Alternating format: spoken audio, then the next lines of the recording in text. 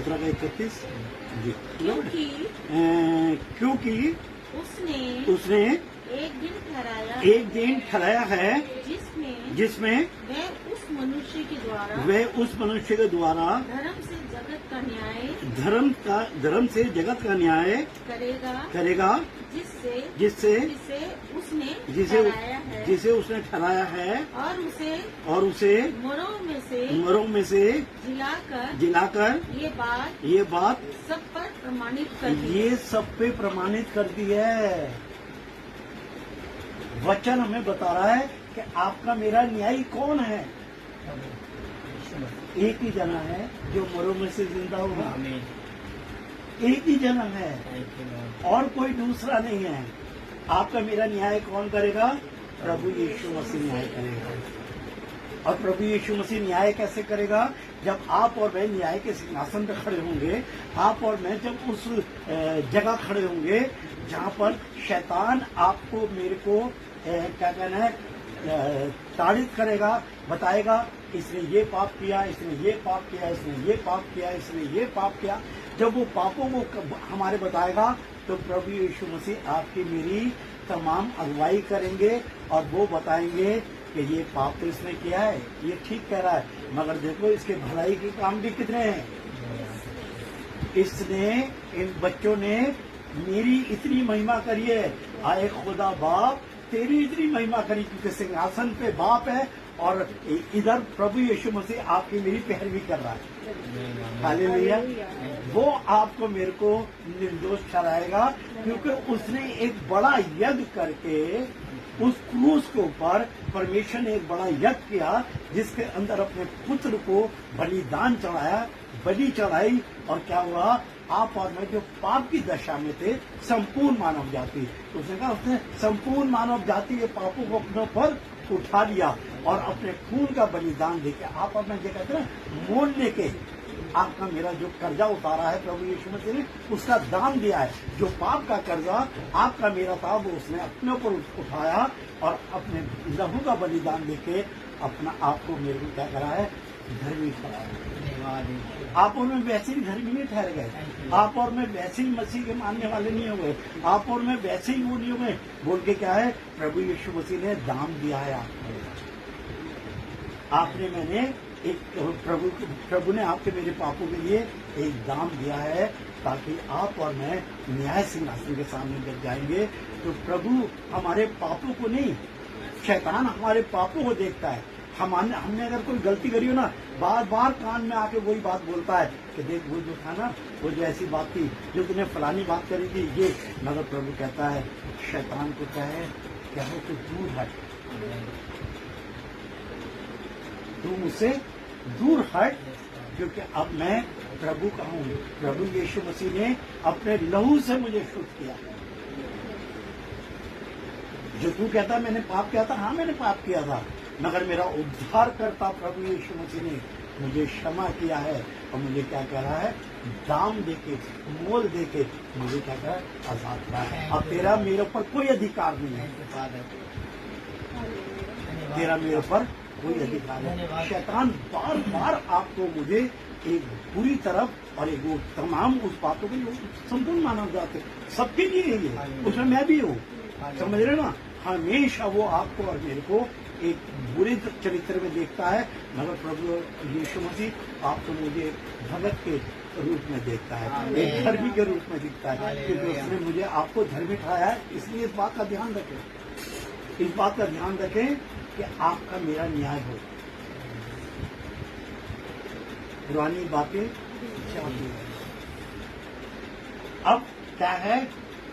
वचन बता रहा, बच्चे ने अभी दुआ में एक बोला कि तुम सत्य को जानोगे और सत्य तुम्हें सौंपोगे। आज आप और मैं परमेश्वर के सत्य वचन के पास हैं। आपको मुझे न्याय के सामने, सिंहासन के सामने जब हम खड़े होंगे तो ये सत्य का वचन ही आपको मुझे बचाएगा। प्रभु यीशु मसीह आपकी मेरी पैरवी तभी करेगा जब आप और मैं प्रभु यीशु मसीह से उसके वचन से लिपटे रहेंगे। समझ रहे हैं आप? शैतान किसी बात से नहीं डरता आपको, और वो डरता है तो परमेश्वर के वचन से डरता है। समझ रहे हैं? वचन हमें बताता है कि प्रभु यीशु मसीह ने जिस टाइम बैप्टिज्म लिया है, बपतिस्मा हुआ उनका, और वहां लिखा हुआ पवित्र आत्मा उन्हें जंगल में लेकर। अब बताइए, शैतान प्रभु यीशु मसीह के वहां लिखा हुआ है और उसने उनकी परीक्षा की है।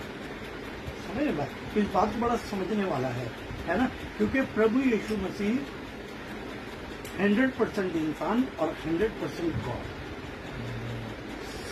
समझ रहे ना?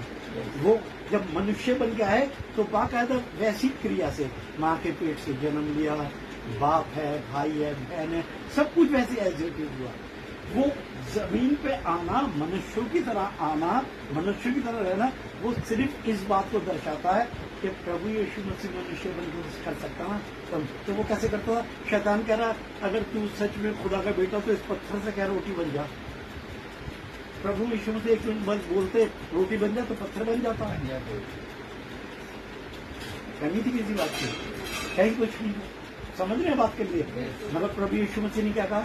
मनुष्य केवल रोटी से जिंदा नहीं रहता, वरन हर एक उस वचन से जो परमेश्वर के मुख से निकलता है। आमीन। इसका मतलब समझ रहे हैं आप? इसका मतलब यह है कि शैतान सिर्फ वचन से डरता है, हमने उसके वचन को बोलना है। इसका अर्थ ये है, प्रभु यीशु मसीह, हम कितनी बार कहते हैं, पुराने लोग अभी बोल देते हैं, बेचारे उतनी समझ नहीं होती थी, अरे भैया वो तो खुदा था इसलिए उसने ये सब कुछ है। वो कह रहा है, भाई मैं जो काम मैं करूंगा ना, उनसे बड़े बड़े काम तुम करोगे, मगर क्या करोगे? वैसे ही कर लोगे। शैतान 2 मिनट में फड़फड़ा देगा। समझ रहे? मगर जब ये वचन हमारे अंदर होगा तो हम प्रभु के इस वचन के सामर्थ्यों से जान सकते हैं और भला सकते हैं। हम वचन की सामर्थ्य, हम एक वचन और पढ़ेंगे, रोमियो की पुस्तक, रोमियो की पुस्तक 14 का 17।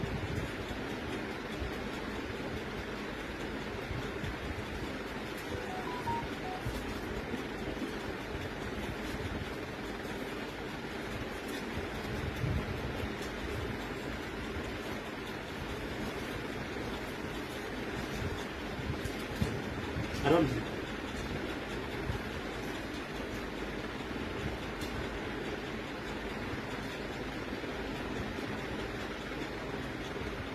क्योंकि परमेश्वर का राज्य खाना पीना नहीं, परंतु धर्म और मेल मिलाप और वह आनंद है। यहाँ वचन बता रहा है, क्योंकि परमेश्वर का राज्य खाने पीने के लिए नहीं है। समझ रहे? हम अक्सर जीवन में अपना खाना पीना और इन्हीं बात पे ध्यान करते हैं, मगर असली क्या है? अगर हम खाएं तो परमेश्वर का वचन खाएं और पिए तो प्रभु का लहू पिए, क्योंकि परमेश्वर प्रभु यीशु मसीह ने कहा, ये मेरी देह है। प्रभु यीशु मसीह को परमेश्वर ने क्या कहा? ये मेरा प्रिय पुत्र है। और प्रभु यीशु मसीह क्या कह रहे हैं? ये मेरी देह है, ये खाने के लिए है। समझ रहे आप? और वो क्या है? प्रभु यीशु मसीह वचन है। प्रभु यीशु मसीह वचन है परमेश्वर का, और हमें ये क्या करना है? इस वचन को ही खाना है, इस वचन को ही पीना है, इस वचन में ही जीना है। जब हम इस वचन में रहेंगे तो हम न्याय सहमत सिंहासन के पास जाने के लिए बिल्कुल परफेक्ट है। आमीन, आमीन। इसलिए प्रभु यीशु मसीह कह रहे, अगर तुम मुझ में बने और मेरी बातें तुम्हें बनी है, तो जो कुछ मेरे बाप से मांगो वो तुम्हारी हो जाएगा। अब हम जब प्रार्थना करते हैं तो हम सिर्फ ये बताते रहते हैं, बच्चों के लिए ये हो जाए, परिवार में ये हो जाए, और ये। अब आप जो सोच रही है, आपकी प्रार्थना सुनी जा रही है? प्रार्थना की एक सिस्टम है, एक सीढ़ी है। ये बिल्कुल प्रभु यीशु मसीह के लिए इस तरीके की बात है, जैसे न्याय सिंहासन के अंदर हम कोर्ट कचहरी के अंदर खड़े होते हैं, तो उस टाइम जो वकील होता है वो बताता है कि हुजूर फलाने केस के अंदर आपने फलाने सन के अंदर एक जने को आजाद किया था, और ऐसे ऐसे चैप्टर में यहाँ लिखा हुआ है। समझ रहे? हम ये कह सकते हैं, प्रभु जैसे तेरे दास ने वचन बताता है कि वो विधवा के पास गए और उससे तूने उस दास ने सारे बर्तन मंगाए और तेल से क्या हुआ, सारे घर में जितने भी बर्तन थे उन्होंने अपनी बरकत से भर दिए। धन्यवाद यीशु, प्रभु तो मेरे लिए विकर, मेरे परिवार के लिए विकर। धन्यवाद प्रभु। समझ रहे, प्रभु तो अपने वचन को जानता है। वो जो जज है वो किताब को जानता है, और वो जो वकील है वो किताब में से पढ़ के बता रहा है कि आपने फलाने टाइम में, फलाने सन में, फलानी जगह लिखा हुआ है कि, तो इसलिए वो कह रहा है अगर मेरी बातें तुम्हें बनी, तो प्रभु को प्रभु की बातें याद दिलानी है। हालेलुया। हम प्रभु को अपनी समस्या याद दिलाते हैं। हमें सिर्फ बताना है कि प्रभु आपने ऐसा उसके साथ भी करा था, आपने लाजर को जिंदा कर दिया था प्रभु, आपने उस विधवा के बच्चे को जिंदा कर दिया था, आपने कोढ़ी को चंगा कर दिया था, आपने फलाने बीमार को चंगा कर दिया था, वो 12 साल की बीमार को चंगा किया। वो प्रभु मेरा बच्चा या मेरे घर में कोई बीमार है, प्रभु जैसे तूने उसे चंगाई थी, वो प्रभु से प्रभु एकदम याद आएगा, भाई मैंने किया, मुझे इसके लिए भी करना पड़ेगा। आमीन। आमीन, आमीन, आमीन। Thank you Lord. मुझे इसके लिए भी करना पड़ेगा, क्योंकि इससे सारी बात याद है, मैं इसे इग्नोर नहीं कर सकता हूँ, मैं इसे टाल नहीं सकता हूँ। बोल के क्या है, मैं इसके लिए सहयोग करूँगा, और प्रभु अपने वादे के मुताबिक सारी चीजें। हालेलुया। हालेलुया। इसलिए अगर हम इस बात को ध्यान रखें कि आपने मैंने सिंहासन के सामने, जब हमने सिंहासन के सामने जाना है तो हम इस बात का ध्यान रखेंगे कि हम हमेशा इस बात को याद रखेंगे। हम पहला यूहन्ना निकालेंगे और 4:17 पढ़ेंगे।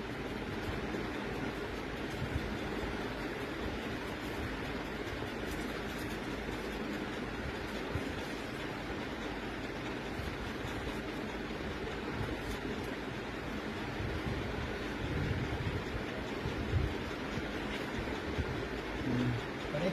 जी 4:17 है ना? जी जी स्त्री ने उत्तर दिया, मैं बिना पति के।